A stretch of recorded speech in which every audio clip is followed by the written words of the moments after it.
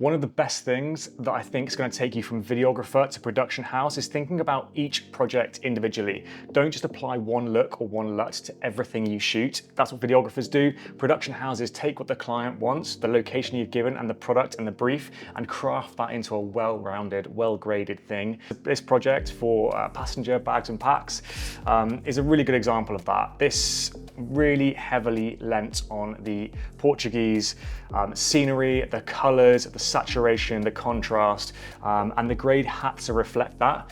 I think if you apply a typical filmic look or a desaturated look to this, it's really not going to shine. So this is a perfect example for this grading breakdown and how you can apply this to your own work, start charging slightly more, and really elevate your portfolio of work so that everything has your style. It always looks like it was intended for that brief.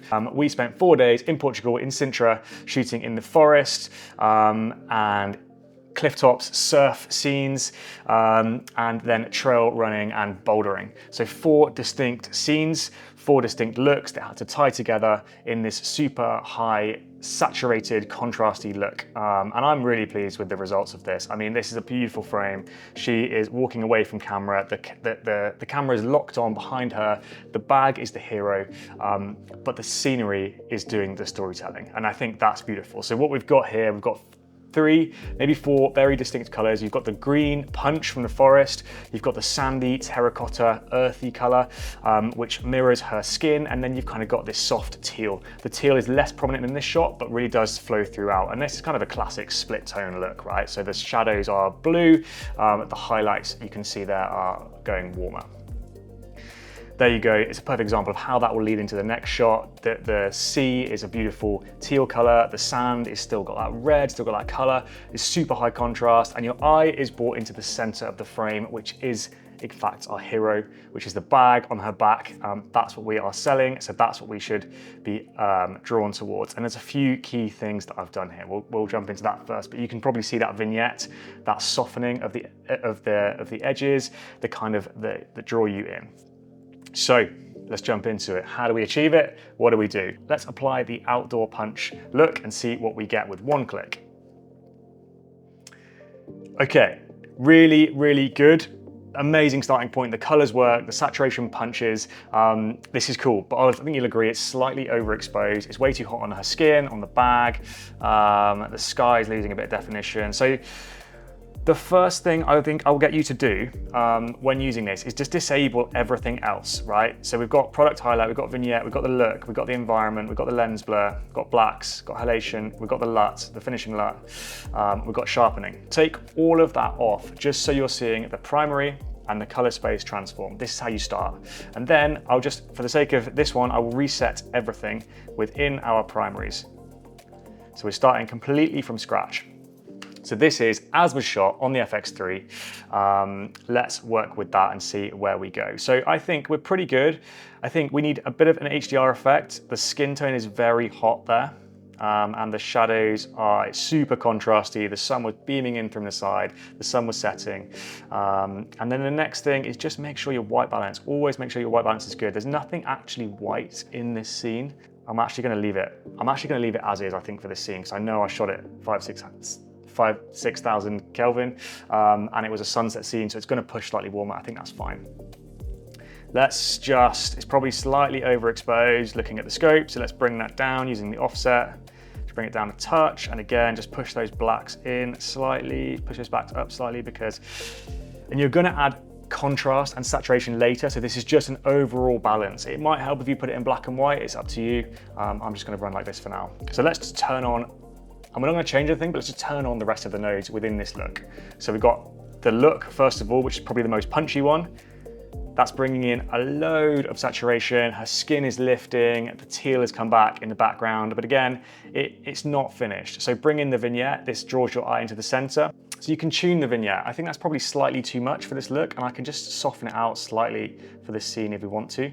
And then the product highlight. This is an important one, right? So make sure the product highlight is always on our product.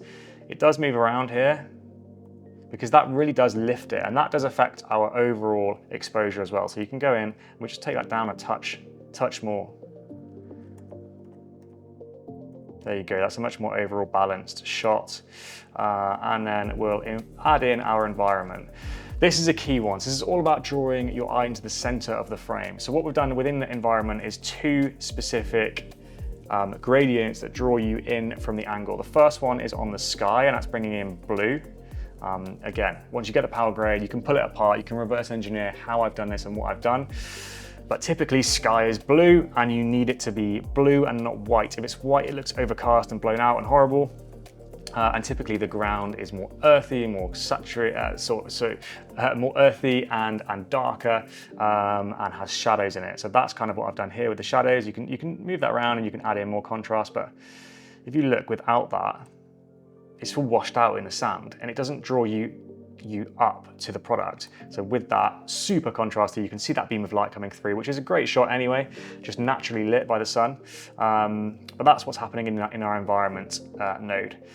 This one's a fun one. We're going to add in some lens blur. We couldn't use anamorphics or old or vintage lenses, so let's just add in some lens blur. It's only affecting the background. It has a depth map built in. You can see that here, so you can see what it's affecting. Put on the preview. It's only affecting her, the bag, and a bit of sand. Sorry, it's not affecting her, the bag, and a bit of sand. It's only affecting the background of the cliffs. You can see that there. You can adjust how strong you want that.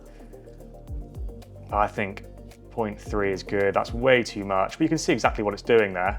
But that's way too much. So 0.3 is perfect. That's without. It's nice without too, but I think for my look, I kind of like that zooming in effect. It just gives it a little bit of life to it. And then the next thing, I might have already covered this before in previous videos, but the blacks have to be black for a commercial look. You can't have color drift or muddiness within your blacks. So this basically masks the blacks and desaturates them completely. So the blackest part of the image are black and not blue or brown or whatever color cast we might have applied previously. And the next one is halation. So again, this is just adding a little bit of saturation into the highlights and a bit of blur. It's a classic film look, and I think it works really well for this kind of outdoor campaign. So that's without, that's with. The key points to look at are the sand in the foreground and the product highlight. It just adds a bit of red, a bit of interest, makes it super earthy, super punchy, and works so well on social media. So a bit of a cheat, bit of a hack, but I like the halation look. And the next thing, this is also a bit of a trick. So we've employed three tricks here. We've got lens blur, we've got halation, and now we've got our finishing LUT, which is a very, very subtle LUT that we've created to give it that kind of Kodak old film bypass look.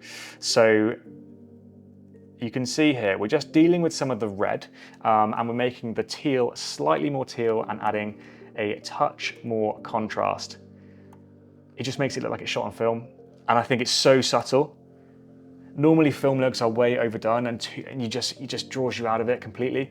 And you know it's digital and it's not real. Whereas this, I think, because it's so subtle, it just adds a bit into the sky, a bit of like that sort of like two-tone yellow into the sky. Her skin tone changes slightly, but I think it's forgiven because it's the whole image and the sand really works. So you can use that, you don't have to use that. It's basically a finishing LUT built into this power grade, which is really useful because you can just disable it if you don't want that, or you can keep it in. But that is a LUT built in. And then the last one is sharpening. So again, it's super subtle. These Sony cameras are mega sharp out the box, but I'd always recommend just adding in a little bit here. And if you want my secret sauce, what settings have we used here? So we've used 31 on scaling, and we've just taken that down to 49 on the radius. So like 0.1, basically, nothing at all. You don't want to overdo it, but it needs to be there. Again, depending on how small your screen is, if you're delivering for social media, turn it up slightly. If you're just delivering for a big screen for YouTube and 4K, you can leave it as subtle as this. And then just to remind us how far we've come, what this came like off camera, that is what it came like off camera. A huge, huge difference. Lovely filmic look, lovely contrast, classic two-tone, split-tone look. You could not deliver that to a client. That would be upsetting.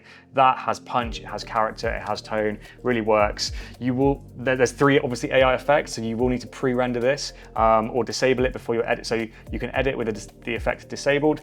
You'll need to enable it and then pre-render every clip.